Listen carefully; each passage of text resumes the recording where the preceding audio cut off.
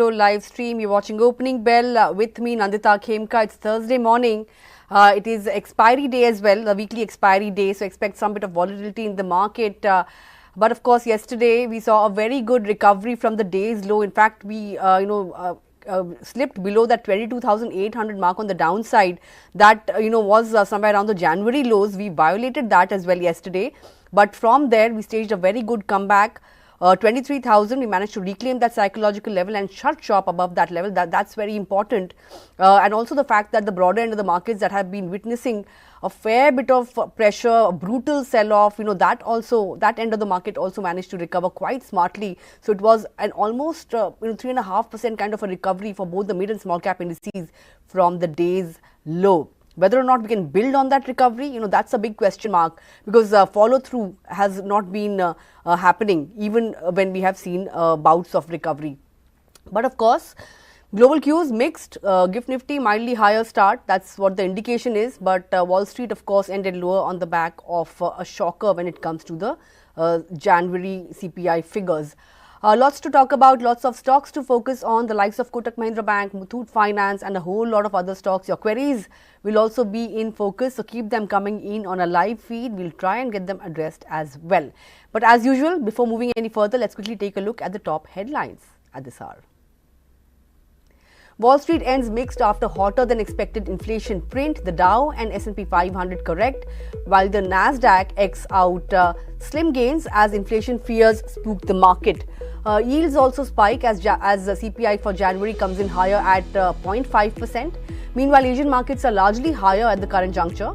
The GIFT Nifty is suggesting a mildly higher start for our markets. Crude snaps 3-day gaining streak. Brent corrects over 2% to around $75 a barrel as US inventories rise and as the Fed signals slower rate cuts in 2025. Meanwhile, gold prices remain steady above $2,900 an ounce as trade war fears persist. Trade ties, defense collaboration and tariffs top the agenda as Prime Minister Modi lands in the United States for talks with President Donald Trump. The White House indicates that Trump is also likely to sign an order to impose reciprocal tariffs on countries having import duties for American goods.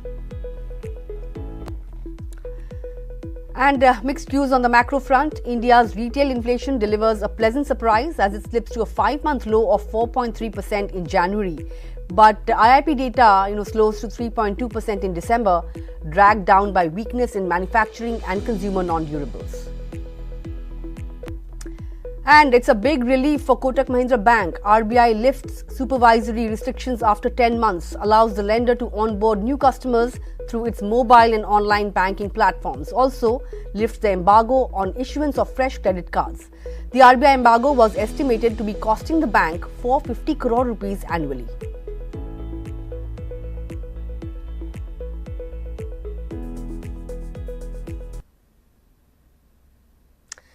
Well, those are all the top stories at this hour, but quickly taking you through the cues for trade then. Of course, as I mentioned yesterday, we did end in the red. Yes, it was a 6th straight day of weakness, but it could have been worse. We could have ended below that 22,800 mark, which happens to be the January low, but no, we managed to stage a very smart recovery across the board with Bank Nifty in fact ending in the green. And today Kotak Mahindra Bank will be the stock that will be in the spotlight, and that could further provide some leg up to the Nifty Bank index as well. It's weekly expiry, so it is expected to be fairly volatile, but whether or not we manage to keep afloat is something that we'll be watching out for. The mid-cap index, in fact, was up 1,400 points from its lows. And, the major support, if you look at, the sectoral performance came in from financials. It was the Nifty's longest losing streak in 3 months. But yes, given the fact that we have seen a fair bit of weakness already, let's hope that the rest of the week turns out to be a little better. Insurance names were under, in fact, among the gainers yesterday. The new income tax bill proposes no change in corporate tax rate for these companies. So that came as a big positive. Ashok Leyland was also another counter that reported an all-round beat. The stock was among the top gainers on the Nifty 500 index as well. There were some other counters that weren't doing all that well on the back of weak third quarter performance, and Jubilant Food happens to be one of them. But let's take a look at the options cues as well. The put call ratio, Nifty put call ratio climbed to 0.75 vis-a-vis 0.69 in the previous session, and Muthoot Finance, that's the only stock that is in the F&O ban and has been so. This has been the case over the last few days. We've hardly had any stocks in the F&O ban.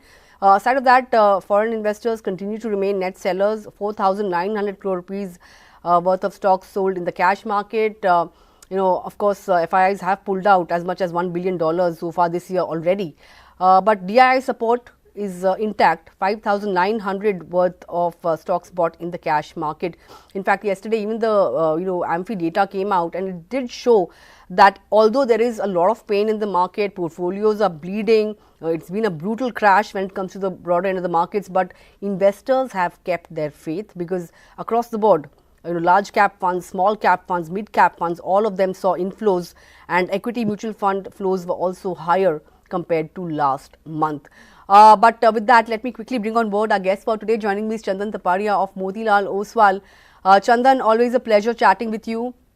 Very obvious question. Yesterday we saw a very good recovery from the day's low. Does this recovery have more legs? Do you think follow through buying will come in, because buyers are there at lower levels? Good morning. Thanks for having me. So yes, the market witnessed a decent recovery from the lower levels, but the formation of lower highs, lower lows is still intact from last 5 days. On last trading day, the index made low near 22,798, somehow respected previous low of 22,786. Now negation is required to get some sort of recovery in the market.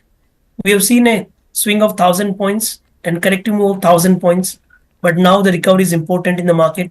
So as of now, 22,800 could act as a major support and needs to hold 23,150 for the day to get a recovery towards 23,333.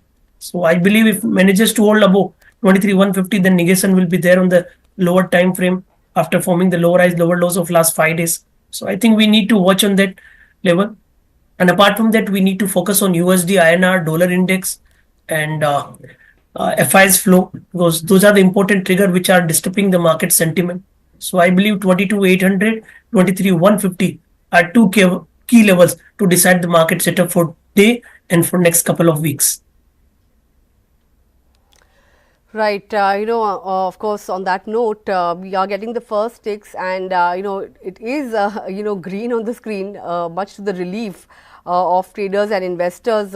We are holding on to that 23,050 mark. In fact, we are close to. In fact, we have crossed that 23,100 mark as well. It's a good 50-point uptick coming in at the open.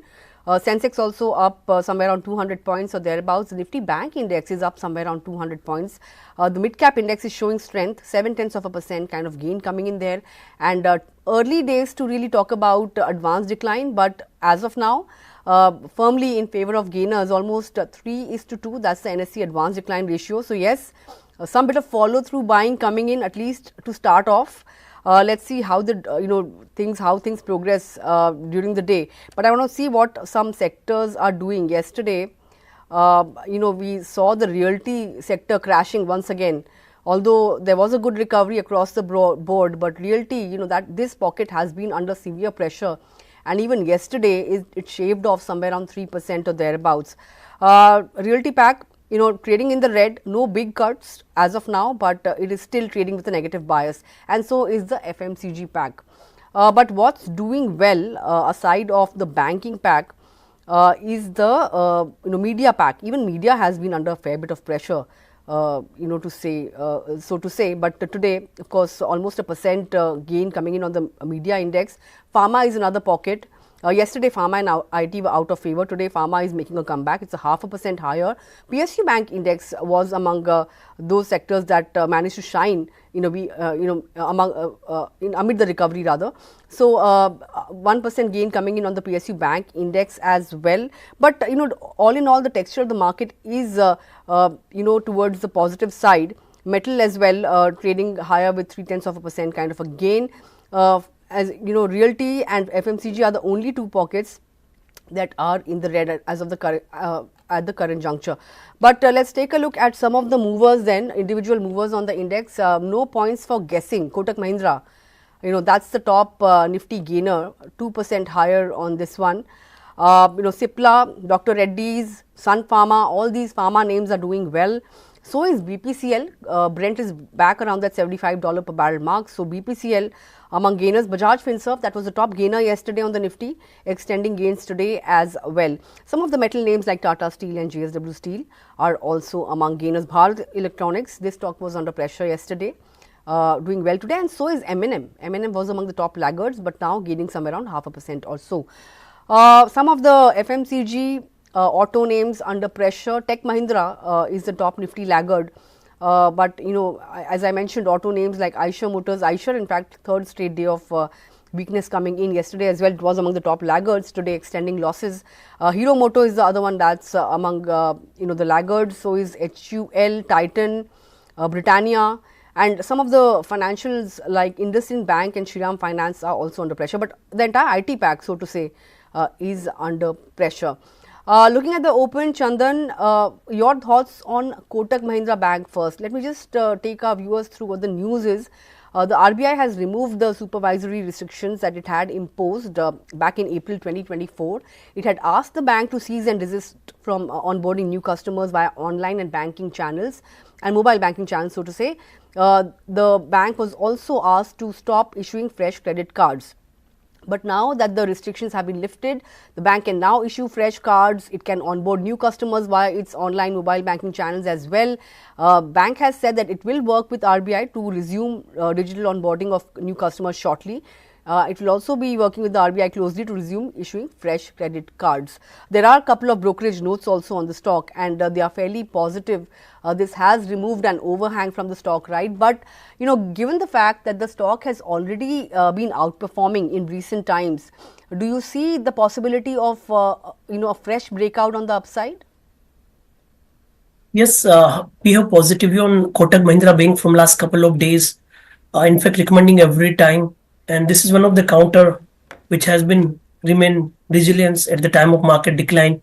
Now quoting at monthly breakout of last 19 months, I believe this momentum could continue.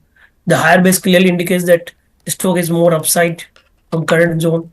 Today it opened positive and holding well above 1960, 1970 zone, which earlier used to act as a hurdle. So I believe this could trigger a positive sentiment led by the fresh breakout on the daily and the weekly chart. So one can look at support near 1935, and the ongoing existing momentum can take the counter towards 2025 to 2050 marks. Okay, 2000 to 255, important levels on the upside to watch out for on a Kotak Mahindra Bank. But I want to get in your thoughts on an Ashok Leyland as well. Yesterday, you know, it reacted to its numbers. It was among the top gainers on the Nifty 500 index. You know, just want to take you through some brokerage notes that have come in.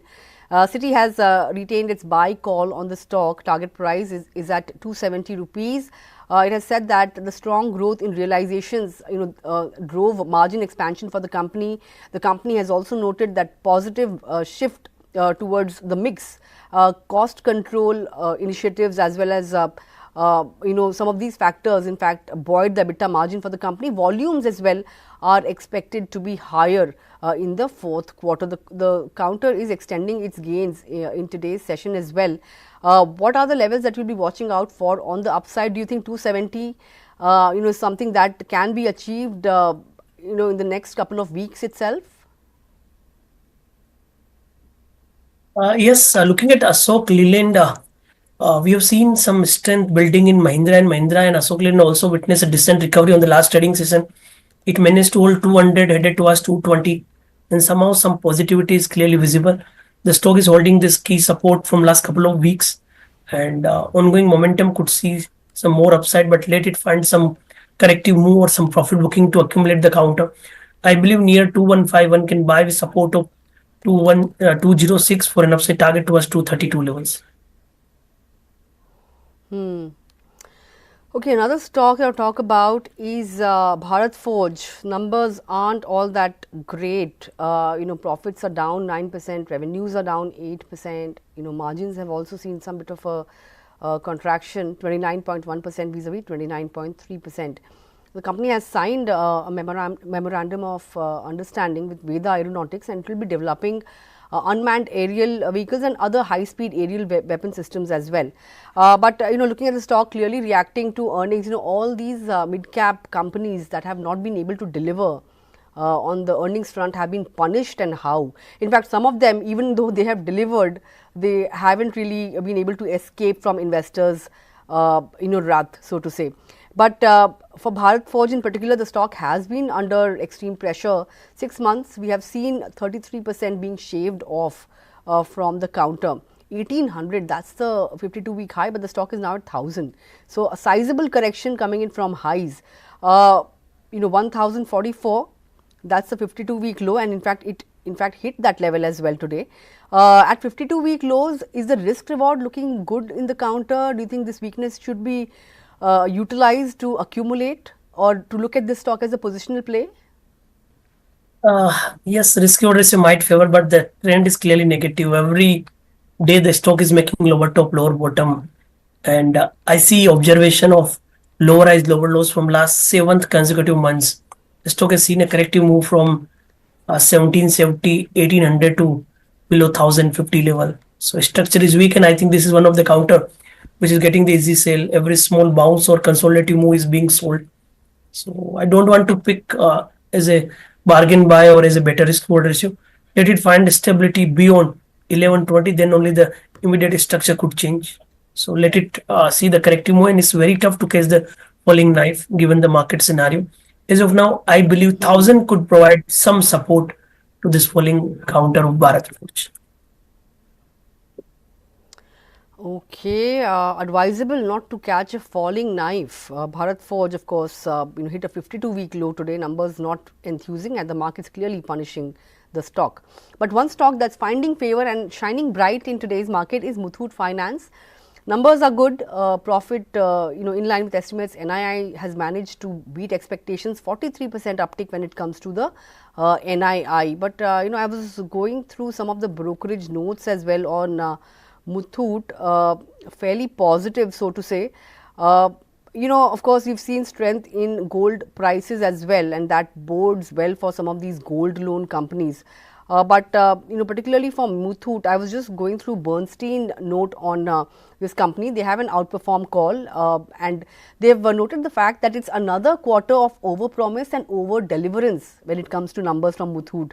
And they've pointed out that the 9-month FY25 growth is at 28% for gold AUM, and that has already surpassed its upward revised guidance of 25%.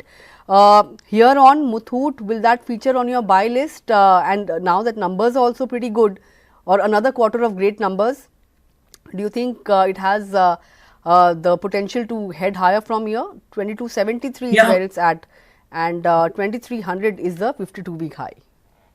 Yes, we have positive on the Muthoot and gold. Both are signing. However, Muthoot has been moving in a rising channel, but supports are intake resilience at the time of market declines.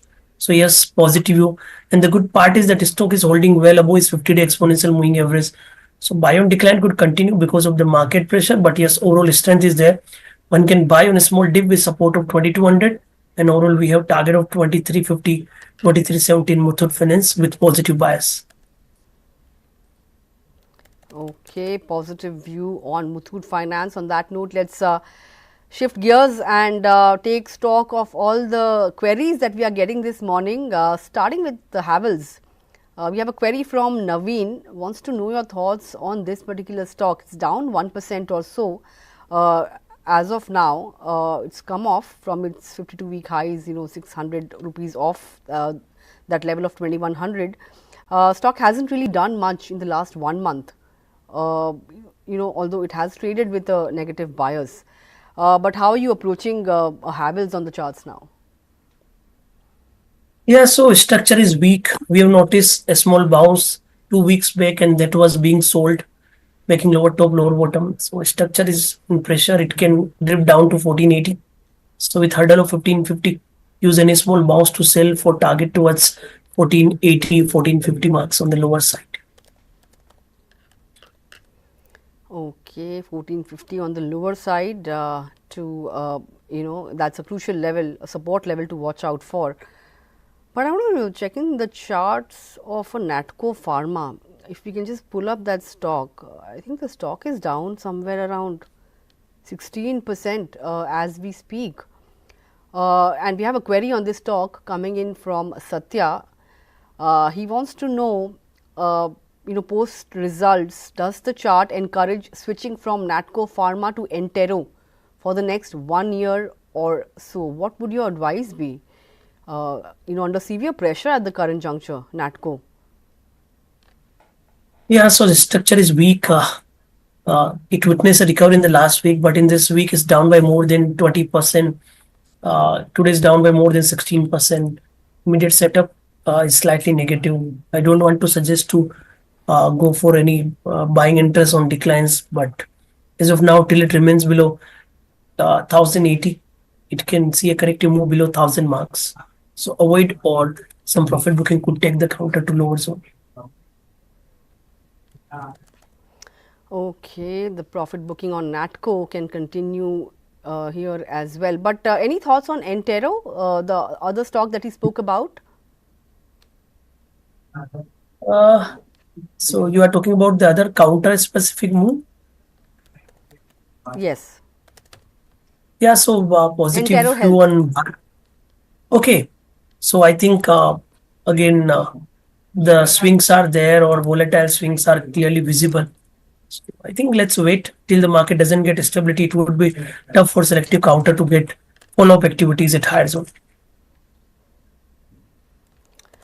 Okay, wait is the call. Satya, hope that answers your query. Let me quickly get in more queries, answered by Chandan. Chandan, WPIL. That's the next stock that Raj Nihalini has a query on. His purchase price is 640. What should he do on the stock? Very quickly. WPIL, I don't understand what is the name of the counter. But I think it's in NSE, not in it's in BSE, not in NSE. But the structure is weak. I think it can go to 400. Sure. It can go down to 400 that's more. correct. It's at 429. Rounding top formation is clearly visible on the daily and the weekly price scale. All right, that's the view on WPIL. Structure is weak and it can slip to 400 levels as well from here. Hope that answers your query. The last query really, there is a query on BSE. How are you approaching this stock now? Because I think the stock has been holding out. If you look at the last 1 month, it has given a 2% return, but last 5 sessions, there has been some bit of profit taking. 52.50. 8, that's where it's at. How would you approach? Would you buy into the weakness? So major trend was positive, but in last 3-4 days we have seen a corrective move. I believe till it holds above 5,000, overall buy on decline could continue for an upside. Target to us 5,600 to 5,800 zone. So I'll be positive. We'll utilize the decline to buy with support of 5,000. Okay, that's the view on BSE. Hope that answers your query. But with that, we've come to the end of the query segment. Chandan, before I let you go, what would you be recommending for our viewers? What are the stocks that you're spotting, in the middle of the correction that we are witnessing right now? So Bajaj Finance is one counter which looks positive. Major trend is intact, and after the corrective move of last 3-4 days, again a positive setup could be seen with support of 8,100. We can see an upside target to us 8,700 marks. Apart from this, Muthoot Finance looks good already. I think we have spoken about it. With new support of 2260, it can head to us 2370, 2380 kind of level. So Bajaj Finance, Muthoot Finance, Bharti Airtel, where major trend is positive, stock is holding well. With support of 1685, it can head to us 1770. So these are the couple of heavyweights name which have margin of safety with strength and momentum. So I think one should utilize these counter for trading and investment both. Okay, those were the counters: Muthoot, Bharti, Airtel. These are some of the Bajaj. counters that Chandan is suggesting. Bajaj Finance as well. Thanks a lot. But with that, we've come to the end of the query segment, and of course, we've come to the end of this technical discussion. Thank you, Chandan, for joining in. Would like to chat more, but perhaps next week. Thank you. Thank you. On that note, let me quickly take a look at the market. We have come off the opening highs, but we are still holding on to that 23,000 mark. And advanced decline ratio also looking fairly positive. Mid caps are showing strength, although they have cooled off slightly from the opening highs. But to understand how to navigate the twists and turns in the market at the current juncture, let me also bring on board Sandeep Bagla, CEO of Trust Mutual Fund, to understand how one should navigate the current setup. Sandeep, lovely chatting with you. It's been a while. All the major events, most of the major events are out of the way. The budget, we had a rate cut as well, and now, the important trigger, of course, the meeting between Prime Minister Modi and Donald Trump. That's going to take place over the next 2 days. But we have seen a vicious fall, and that the pace of the fall has been a little alarming. Particularly for the post-COVID investor who's not really seen this kind of a sell-off, what would your advice be, and also how are you approaching the market now? Hi, good morning. I think it's always good to learn new things in the market. So it is probably, the blossoming of the investor who has come post-COVID, that, the lessons are learned and then we move on. We can only take evasive action and adjust our portfolios and strategies. You are absolutely right. I have heard anecdotes where people have gone out of the market, put money in FDs, or have stopped trading. There have been margin calls and all the things associated with sharp falls, which are slightly technical in nature. I think the fall also has led to a reality check in terms of what the fundamentals of finance and investing are about. So I guess this is a phase which is tough, but in the overall longer term, in the scheme of things, it will lead to a lot of knowledge for the newcomers, and it will be good in the longer term. Okay, it will lead to knowledge, of course. It will lead to the blossoming of the new investor as well. But what should they really do? Should they sit tight and do nothing about it, or should they just make some adjustments to their portfolio and utilize this market fall, or should they, look at booking profits wherever they can? What should the approach be for these kind of investors now? So the broad advice would be that, keep calm and stay invested. India is a structural growth story. I don't think anybody or any global events can really move India away from the growth path. The trajectory can become, slightly weak for some time to come. But I think the demographic dividend, the democracy, the digital initiatives that we have taken, I think these are all pillars on which the economy will grow steadily and strongly over a long period of time. So I think those factors are very much intact. In the short term, what we can do is we can take a look at our portfolios. We can cut out the stocks that we do not know anything about, which are speculative in nature. Do resort to asset allocation with the help of an advisor or an expert. The age-old wisdom is something that you cannot deny. 40 to 50% of your household wealth should be in fixed income oriented assets, which generate as regular income. And 40-50% should be in growth oriented stocks or portfolios, which have a good combination of large, mid, and small caps.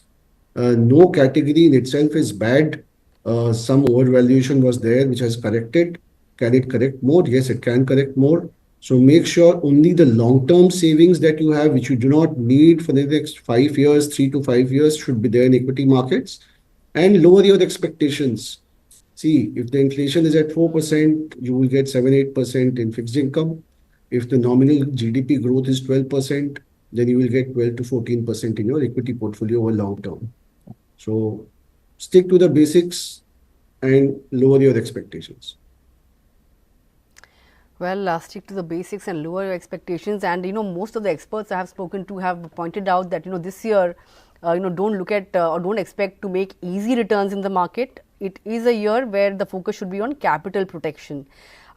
If we talk about portfolio rebalancing at the current juncture, using this market fall to buy into stocks with attractive entry points, any particular pocket that comes to your mind, any adjustments that you are making to your portfolios? Take us through that. Yes, we have made some adjustments to our portfolios, but we are professional fund managers, and we keep track of the economy, keep track of the companies, keep track of different sectors, and we can make adjustments quite quickly. We do not have to pay tax. We do not have considerations which individual investors have.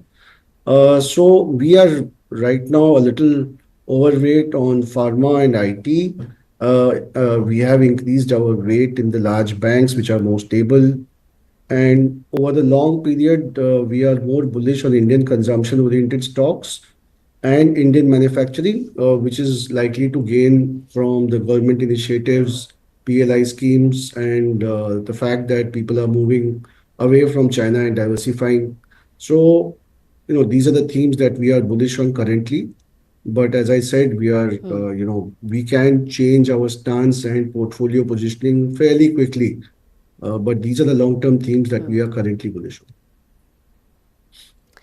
on. Just taking a leaf out of your answer, when you spoke about large banks, would you be tilted towards private banks? And also when you talk about consumption, within consumption basket, you would look at staples or would you look at something else? No, we would be more attuned towards discretionary because we feel that the economy will grow in those segments faster. Staples have only limited growth. So we are high growth investors. We believe that India is a growth story. It will continue to grow at a faster pace than other countries. And within that, there will be sectors which are emerging and there are companies that will grow faster. So we are looking at high growth opportunities among the banks. We are more concentrated right now on the large private banks. And in BFSI, we are looking at opportunities in capital market oriented companies, which are linked to the mega trend that we are seeing, which is basically financialization of savings. So that is our bent of mind right now. What about insurance? Do you think the worst the worst may be over for some of these insurance names because all these regulatory overhang? Would you say that all that is factored in? Because yesterday, in the new income tax bill, we are given to understand that corporate tax rate for insurance companies have not been raised. They have not been tinkered with. So no good news. I mean, no news is good news for the insurance sector as of now. So how would you approach this space? See, it ties up very well in our overall theme that, as Indian more population is coming into the workforce, people will need to insure themselves, will need to save better, invest better. And so it definitely fits into the overall theme. But at the current juncture, whether the valuations justify investments or not, that I'm not very sure of. So that is my investment team's work. I don't think we are very overweight on any insurance stocks, right? Okay, not overweight on insurance. Last question, really, what would you do with realty? This pocket or this sector has seen a vicious fall, and thus far, luxury housing was driving gains here. But with tax cuts and rate cut as well, there are hopes that affordable housing will also see increased demand. Valuation wise, would you approach realty then in that case? Realty is obviously a very, very important sector and very integral part of the economy. But with this kind of market fall, there would be a negative wealth effect, I guess. And I really would venture very strongly or very heavily in the realty sector right now. Okay, realty sector and avoid right now. And one more question then. We had the Amphi data yesterday. We saw that equity mutual fund flows have increased on a month-on-month basis, and all categories, mid cap, large cap, small cap, have seen inflows. would you, despite the kind of pain that we saw, the brutal sell-off that we saw in the market, investors have kept their faith. For February and coming months, do you think this trend will continue? And even in terms of SIPs, in such times we see sometimes that people stop their SIPs. Would you like to reassure them or perhaps tell them that it is, you must really continue with your SIPs and not stop them in a panic state? Oh, any action taken in the panic state is not great. We are seeing a lot of new investors who are doing their KYC and coming into the mutual fund investment space. So new investors are also coming in at this point of time. I think if you have the right asset allocation and if you have a long enough investment horizon, I don't see any asset class as where you should stop your SIPs or you should increase your SIPs. I think one should keep calm and stay invested. So, what are the kind of funds that one can look at, in terms of asset allocation? See, I think one should look at flexi cap funds because that gives the maximum freedom for the fund manager to rotate between different market caps in different segments and gives the onus of allocation of money to the fund manager who probably knows best amongst us. When we invest in sectoral funds or any other kind of funds, that allocation we are doing the allocation, and I think this is a time where the fund manager, if he applies his mind and has an action bias, will have a lot of opportunities to protect the downside and to capture the upside whenever it emerges. So flexi cap funds. Okay, flexi cap funds. You can look at investing in these funds at in this market texture. But with that, Sandeep, would like to thank you for taking our time and joining in this morning. Always a pleasure, and I look forward to more interactions going forward. Thank you so much, Nandita. Thank you. Thank you. On that note, let's just see what the markets are doing. So yes, we are, in fact, I think at the high point of the day, 23,121. Good 0.4% kind of gain coming in on the headline index. The mid cap index has strengthened further. It's almost higher by 1% or so. The Nifty Bank index also exhibiting strength. The advance decline ratio has improved further, so that's good news. 5:2, that's the advance decline ratio. 1,630 stocks advancing to 724 declining. So good to see that the number of advances is almost double of the number of declines. And in terms of individual movers, it's Tata Steel now that's taking the lead, 2.5% higher. Cipla, Bajaj Finserv, Kotak Bank and JSW Steel are the other notable gainers. But yes, good start to the day. Let's see whether we continue to see green on the screen as we progress through the day, and hopefully we shut shop above that 23,100 mark as well. But you never know, it's weekly expiry, it tends to be a little volatile. Let's see how things really pan out. But with that, thanks a lot for watching us. Stay tuned to Money Control for all your other news and updates, and of course come back and join in at 3:30 p.m. on Closing Bell with me and Yatin. Have a great day.